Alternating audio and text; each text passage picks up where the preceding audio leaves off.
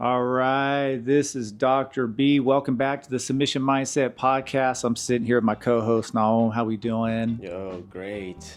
Another podcast episode for the Yeah, books. that's right. So this one's going to be a real short micro episode, and we're going to throw it up just for our followers on Instagram, and then we'll see how it goes. And if people like it, we'll throw it up on Just an YouTube. exclusive IG episode. There you go. Exclusive Submission Mindset Podcast episode only for Instagram for our IG followers. All right. So I was on Instagram and I followed the Mendez brothers. And there was a question that had come up regarding their scholarships for AOJ, Art of Jiu-Jitsu. And there was a post that I thought was interesting.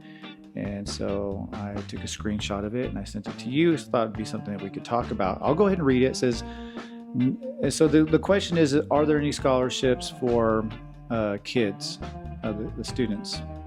And he says, no, even the black belt world champions pay membership. If we want the quality and full investment of everyone involved, we need to do our part. A lot of classes per day, a lot of coaches per class, high-level coaches. This is all expensive to maintain, but add value to the product, making the price of the membership cheap. There is always an option to pay less or not pay, going somewhere else, but you need to know you will sacrifice the experience and you are going to an environment that is not even close to the level. Low-level environments become boring pretty fast. Small class with low-energy coach who is not fully engaged in the standard is the standard option. It's everywhere. Some of them even have white mats because AOJ has white mats. It's pretty. I do like their white mats, by the way. I do appreciate how beautiful their school looks. It's pretty normal to see people falling into the illusion of a small academy giving more attention because it's less people.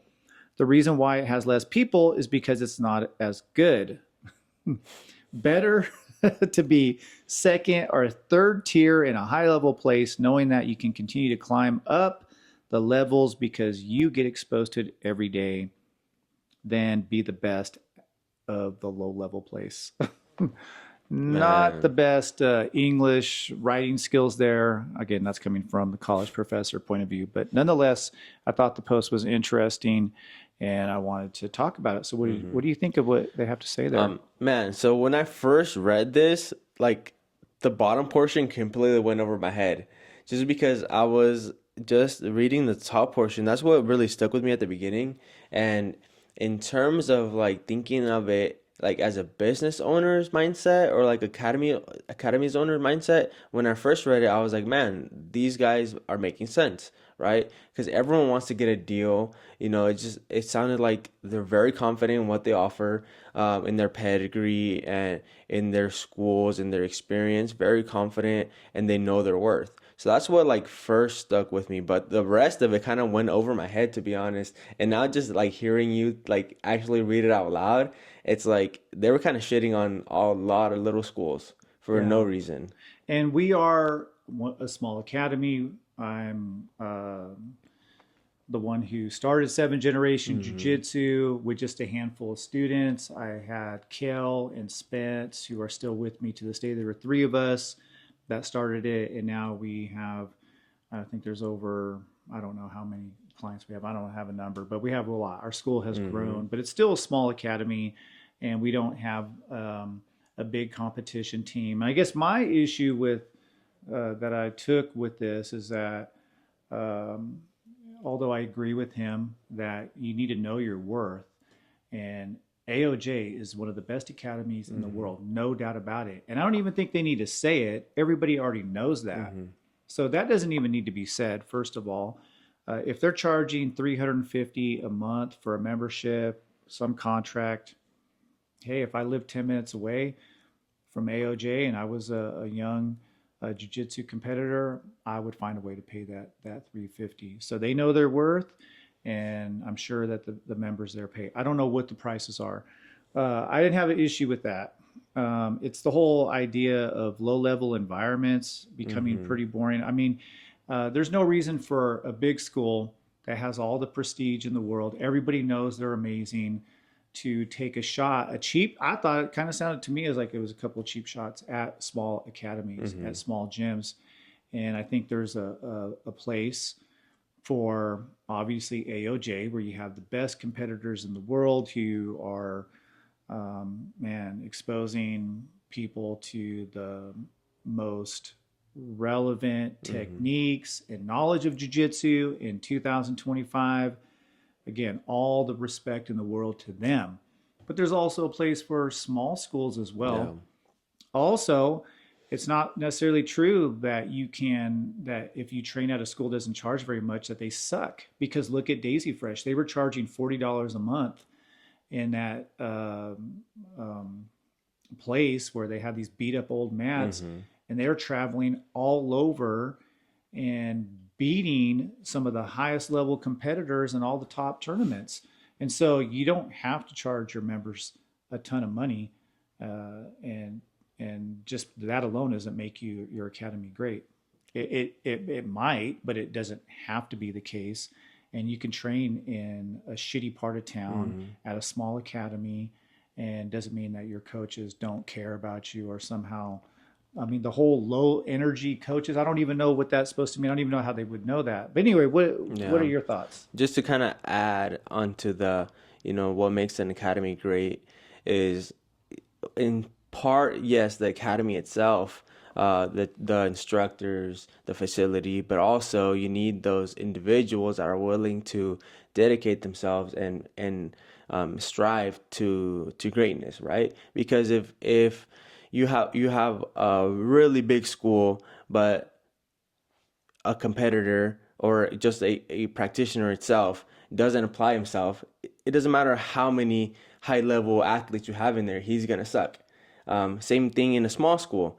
If you have great coaches, good competitors in a smaller school, if that specific individual doesn't apply himself, he's gonna suck as much as he sucks in a big school and in a small school. So not only do you need a good academy, but you also need good individuals that put their time into it as well to get a good result out of it. Absolutely. And who's to say that? And I guess Daisy Fresh is the example that comes to Mm-hmm. mind.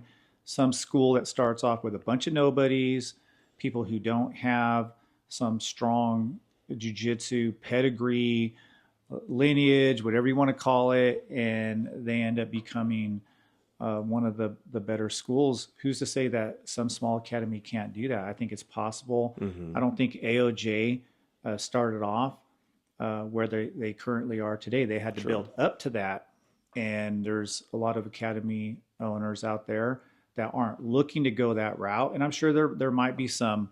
I think for me, I just wanted to become an academy owner because I love jujitsu, Mm-hmm. because I enjoy being around good people who want to train in a healthy environment. And I wanted to keep that fire burning as long as I could. And on top of that, be able to continue to learn more and help people out with their jujitsu goals. And I think there's a lot of amazing small schools out there. We're from the Central Valley here. We don't have any big schools. And everybody who has created the culture in the Central Valley are all just everyday average people Mm-hmm. who decided one day to take up this really amazing sport, this activity, and they've been able to turn it into something really cool. And I'm referring to people like Tom Knox with Mm-hmm. Team Elite. I was with Tom the first week that he opened up his school. I just ran into him at an IBJJF tournament. He's in his 50s. He's still competing to this day. And I remember back when he opened up Team Elite, and there were maybe, I think, 6 or 7 of us there. Mm-hmm. And I was just a guest. I had just gone in there just to get some rolls in and train with him, support his gym. And look at his gym today.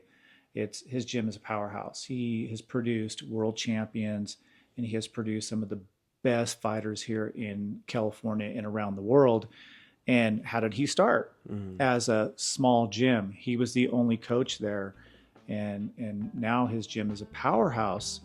And so I don't know if it was fair for them to just throw shots at just your everyday average school, because I think they all have their place.